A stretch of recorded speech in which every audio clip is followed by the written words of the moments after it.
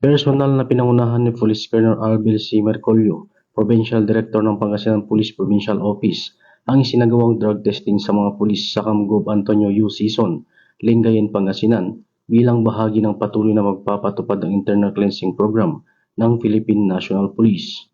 Layunin ng aktibidad na matiyak na ang lahat ng personel ng Pangasinan Police Provincial Office ay mananatiling malaya sa impluwensya ng pinagbabawal na gamot at patuloy na magsisilbing huwaran ng integridad, disiplina at profesionalismo sa serbisyo. Sa kanyang pangunguna, muling iginiit ni Police Colonel Mercolio ang kahalagan ng pananagutan at mataas na pamantayan ng asal sa hanay ng kapulisan. Isinagawa ang drug testing sa pagkikipag-ugnayan sa mga otorisadong medikal at laboratory personnel at alinsunod sa tinakdang health at safety protocols upang masiguro ang pagiging maayos, patas at kumpidensyal ng proseso. Lumahok dito ang mga pulis mula sa iba't ibang unit ng Pangasinan PPO bilang patunay ng kanilang pagsuporta sa mga programa ng PNP. Binigyan din ng pamunuan ng isang drug-free na police force ay mahalaga sa pagpapatibay ng tiwala ng publiko.